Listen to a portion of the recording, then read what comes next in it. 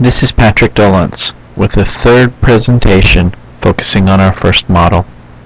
In this presentation, we'll take the work that we've done so far with Washington and Oregon, the production of wine and the catching of salmon, and apply theories of absolute and comparative advantage.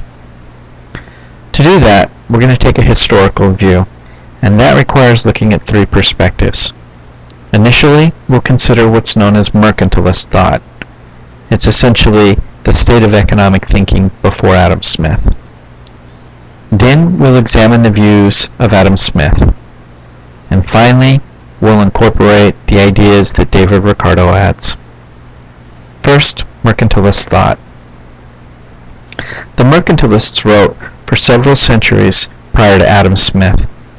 The time frame identified here is roughly from the year 1500 until 1750. There are two important beliefs that the mercantilists held that are relevant for what we're talking about today. The first is the idea that the true wealth, power, or status of a nation could be measured by its stockpile of gold. Nations with more gold had more power or wealth, and nations with less, not as much. The second mercantilist belief was the idea that trade is like warfare.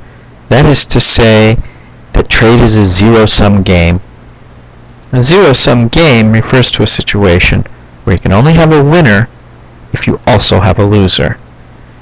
And in this context, it was the belief that when nations traded, if gold was transferred from one place to another, the nation that ended up with more gold was a winner, and the nation that lost gold was the loser. Adam Smith approached mercantilist views as an adversary. In his 1776 book, The Wealth of Nations, he took each of these beliefs head-on. First, Adam Smith challenged the idea that the wealth of a nation was based on a monetary stock. For Smith, the productive capacity of a nation was the real determinant of its wealth, because productive capacity in the long run was the factor most responsible for dictating the material standard of living of a citizen. Adam Smith also believed that trade was not warfare, but could in fact benefit both parties. And finally, Adam Smith emphasized this notion of mutually beneficial trade on a concept he introduced known as absolute advantage. Absolute advantage is the idea that when you specialize in those activities where you are the undisputed best, where best is defined as having the lowest resource cost, if you specialize in those areas and then trade, everyone stands to gain. In the numerical example that we've been working with, we can look at absolute cost simply in terms of resources expended. So in the state of Washington, it takes an hour to produce a bottle of wine.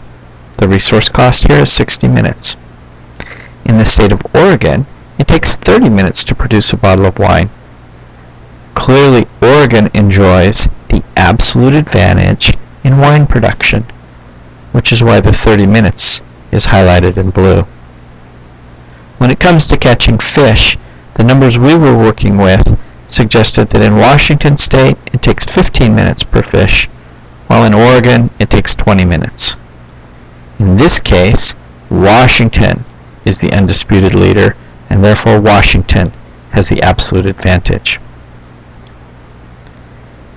The third perspective we will consider is that of David Ricardo. David Ricardo came along in the early 1800s and found Adam Smith's work absolutely fascinating, but he also believed that he could add to it.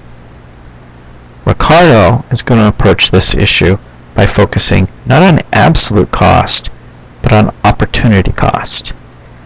Ricardo's theory doesn't talk about absolute advantage, it focuses on something known as comparative advantage.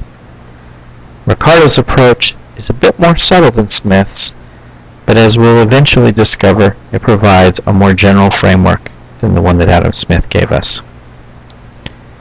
So what is it? Well, according to Ricardo, comparative advantage is the idea that nations, or regions or individuals, should specialize in those activities where they enjoy the lowest relative cost, or opportunity cost. If we look at the sacrifice involved in an activity, which is how we've been thinking about opportunity cost, we get a more useful measure for considering why specialization makes sense. Let's return to our numerical example. We've already calculated opportunity cost in wine and salmon production for Washington and Oregon, so let's use those numbers. When it comes to producing wine, the state of Washington sacrifices 4 pounds of fish for each bottle of wine.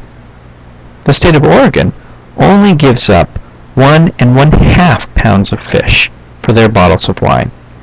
Because Oregon has a smaller sacrifice, or a lower opportunity cost, we would say that Oregon enjoys a comparative advantage in wine production.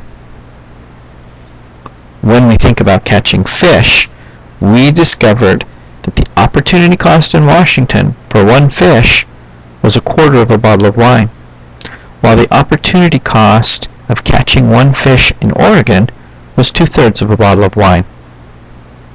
As you can see on the table, 1/4 of a bottle is a smaller sacrifice than 2/3 of a bottle, and therefore Washington enjoys a comparative advantage in salmon catching.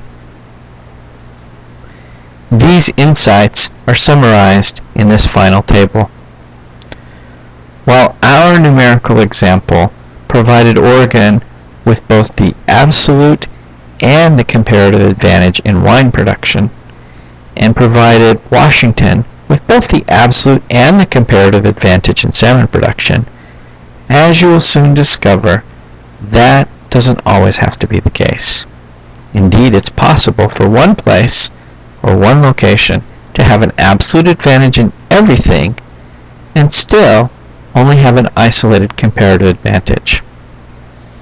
For reasons we're not going to get into here, it is mathematically impossible to have a comparative advantage across the board in each activity. But I'll save that for another time and another place, and almost certainly another course.